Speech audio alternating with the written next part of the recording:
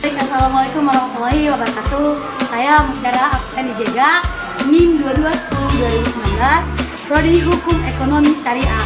Nah, pada kali ini saya akan membahas mengenai KAI ataupun Komisi Yudisial.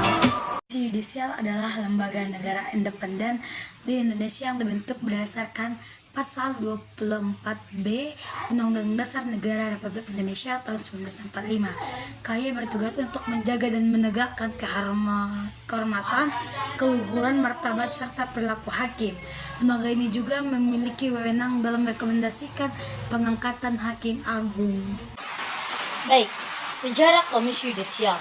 Sejarah Komisi Yudisial ataupun KAI di Indonesia terkait era dengan reformasi, hukum pasca reformasi 1998. KAI merupakan lembaga negara yang independen yang dibentuk berdasarkan hasil amandemen Undang-Undang 1945, hasil amandemen ketiga, dengan tujuan untuk menjaga dan menegaskan kehormatan, keluhuran, martabat, serta perilaku hakim. Yang pertama, sejarah KAI pada masa periode sebelum reformasi. Sebelum reformasi pada tahun 1998, tidak ada lembaga khusus yang mengawasi perilaku hakim secara independen. Pengawasan terhadap hakim sepenuhnya berada di bawah Mahkamah Agung ataupun MA yang dianggap kurang efektif karena ada konflik kepentingan.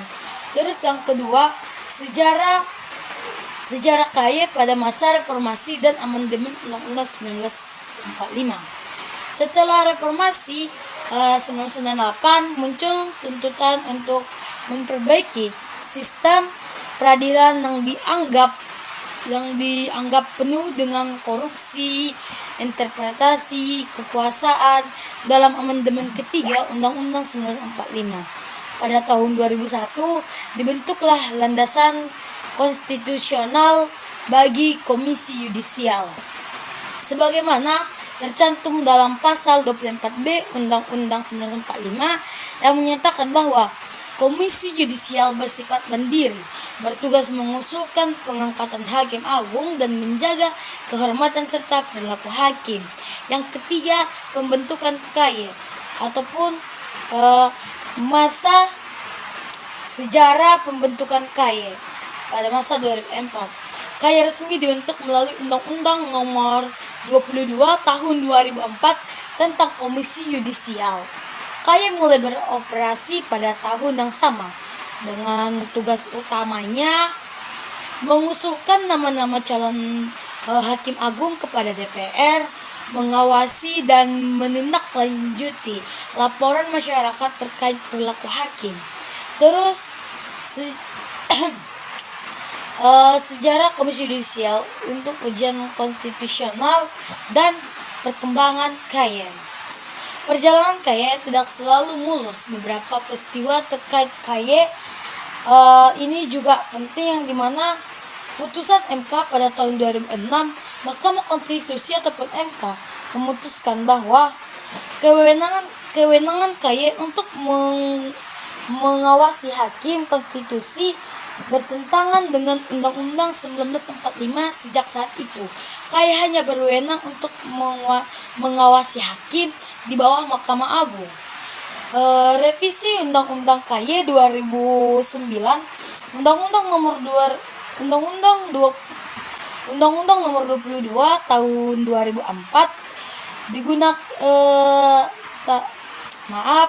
Undang-Undang Nomor 22 Tahun 2004 digantikan dengan Undang-Undang Nomor 18 2011 yang memperkuat posisi KAI. Meskipun kewenangannya tetap terbatas pada penguasaan hakim agung dan dalam lingkungan peradilan umum, yang baik. Selanjutnya, sejarah KAI saat ini, yang dimana hingga kini KAI terus menjalankan fungsinya meskipun menghadapi tantangan seperti keterbatasan kewenangan untuk menindaklanjuti rekomendasi saksi terhadap hakim, kritik dari berbagai pihak terkait efektivitas pengawasan perilaku hakim. Terus signifikasi KAI terletak pada upaya menciptakan peradilan yang bersih, adil, dan independen. Meskipun tantangan masih ada, meskipun Meskipun tantangan kelembagaan dan politik masih perlu diatasi untuk mencapai tujuan secara penuh. Seperti yang kita tahu, berdasarkan Undang-Undang Nomor 18 Tahun 2011 tentang perubahan atas Undang-Undang Nomor 22 Tahun 2004 tentang Komisi Yudisial, Tugas dan Wewenang KAI. 1. Mengusulkan pengangkatan Hakim Agung di mana KAI bertugas melakukan seleksi dan mengusulkan nama-nama calon Hakim Agung kepada DPR untuk dipilih. Yang kedua, mengawasi perilaku hakim yang di mana KAI melakukan pengawasan terhadap perilaku hakim di semua tingkatan untuk memastikan mereka menjalankan tugas secara profesional, adil, dan bebas dari penyalahgunaan etika. Yang ketiga, menegakkan kode etik dan pedoman perilaku hakim. KAI berwenang menangani dugaan pelaksanaan kode etik hakim dan memberikan rekomendasi sanksi terhadap hakim yang melanggar. Yang keempat, memberikan perlindungan terhadap hakim yang terancam dalam situasi tertentu. KAI dapat memberikan perlindungan kepada hakim yang terancam dalam menjalankan tugasnya. Nah, seperti yang kita tahu, di era sekarang ini KAI adalah lembaga independen yang berdiri di luar cabang kekuasaan eksekutif, legislatif, dan yudikatif. Prinsip ini dirancang untuk memastikan bahwa pengawasan terhadap hakim tidak perlu oleh kekuasaan lain sehingga menjadi independen di peradilan. Dengan peranannya, KAI memiliki posisi penting dalam mewujudkan sistem peradilan yang bersih, berintegritas, dan terpercaya di Indonesia.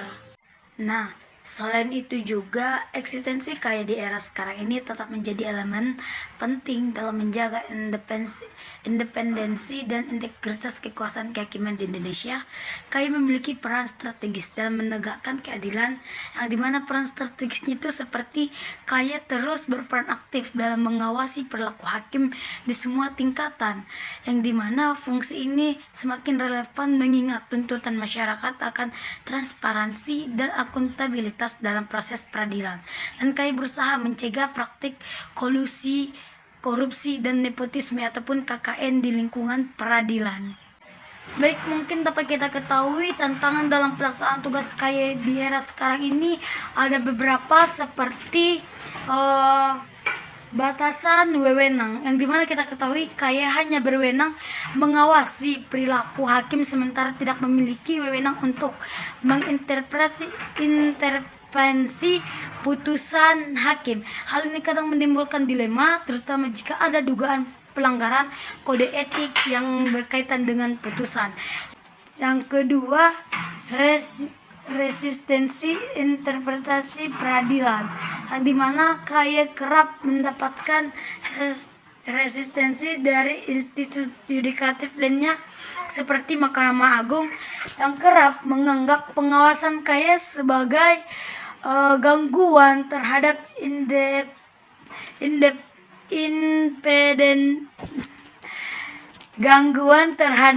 independensi hakim. Yang ketiga, kurangnya dukungan publik dan pemahaman.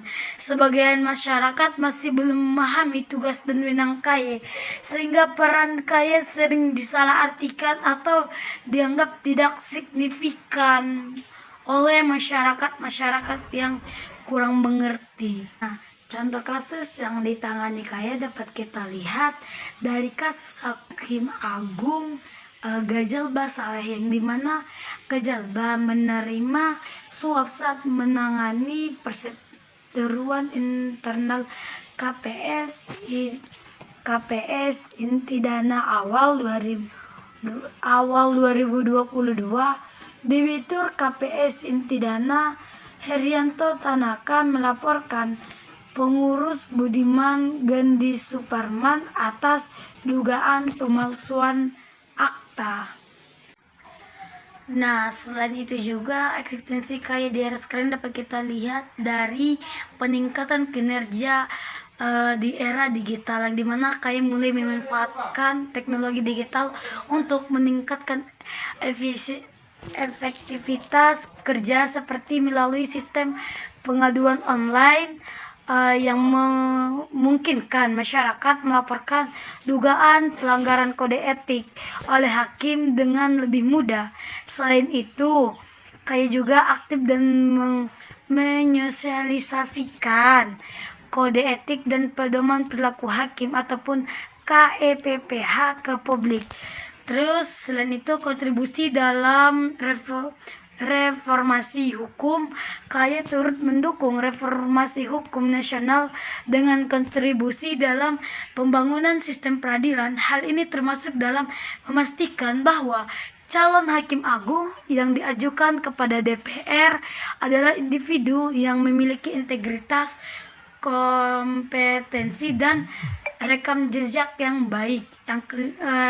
Selain itu, kritik dan harapan, meski memiliki peran penting, KAI juga mendapatkan kritik karena dianggap belum optimal dalam menindak pelanggaran kode etik hakim atau memperbaiki citra peradilan. Masyarakat berharap KAI lebih tegas, transparan, dan independen dalam menjalankan tugasnya, serta meningkatkan kerja sama dengan lembaga lain seperti Mahkamah Agung dan Komisi Pemberantas Korupsi atau KPK. Nah, dari sini dapat kita ketahui bahasanya KAI tetap relevan di era sekarang sebagai lembaga penjaga integritas kehakiman. Namun untuk memperkuat eksistensinya, KAI perlu memperluas wewenang, meningkatkan strategi dengan lembaga peradilan lainnya, seperti memaksimalkan peran dalam menyosialisasikan pentingnya etika dan perilaku hakim kepada masyarakat. Dengan demikian, KAI dapat berkontribusi lebih besar dalam mewujudkan peradilan yang bersih dan terpercaya di Indonesia. Nah, dikarenakan di sini kita telah banyak membahas tentang KAI, terus muncul nih bagaimana sih peran KAI ataupun Komisi Yudisial dalam sistem hukum di Indonesia. Nah, di sini tuh sangat penting ya KAI ini dalam sistem hukum di Indonesia, yang dimana ini dapat kita lihat dari beberapa segi. Yang pertama itu menjaga integritas hakim, seperti yang telah dijelaskan tadi. KAI berperan dalam memastikan bahasanya hakim sebagai pelaku kekuasaan kehakiman memiliki integritas dan moralitas yang tinggi. Kedua dapat kita lihat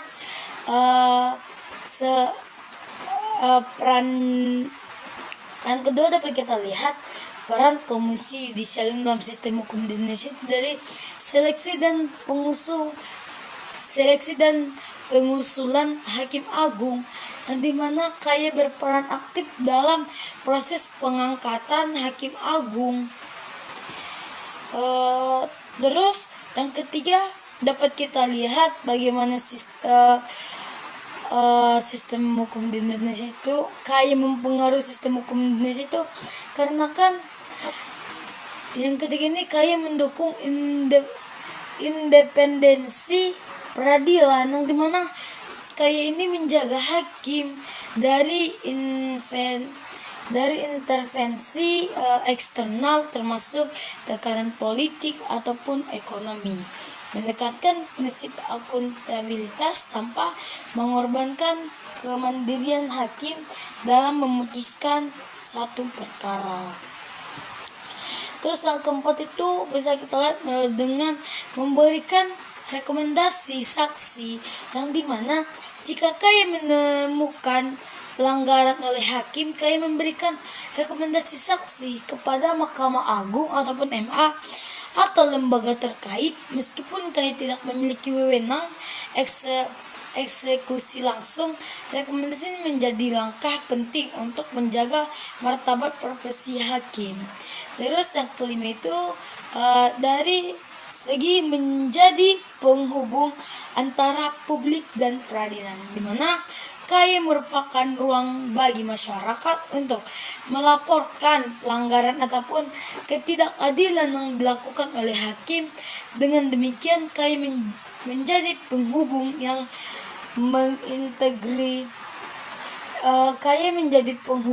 yang mengintegrasikan pengawasan publik ke dalam sistem peradilan. Terus yang keenam itu menegakkan kepercayaan publik pada sistem peradilan. Melalui fungsi pengawasan dan seleksi, KY berperan dalam membangun kepercayaan publik terhadap peradilan sebagai lembaga penegak hukum melalui citra kehakiman, terutama dalam kasus-kasus yang melibatkan pelanggaran etika ataupun perilaku korupsi dari para hakim. Baik, mungkin cukup sekian dari video saya. Jika ada kata-kata yang salah, saya mohon maaf. Saya Mutiara Pranjega, pamit undur diri. Saya sudah dengan salam. Wassalamualaikum warahmatullahi wabarakatuh.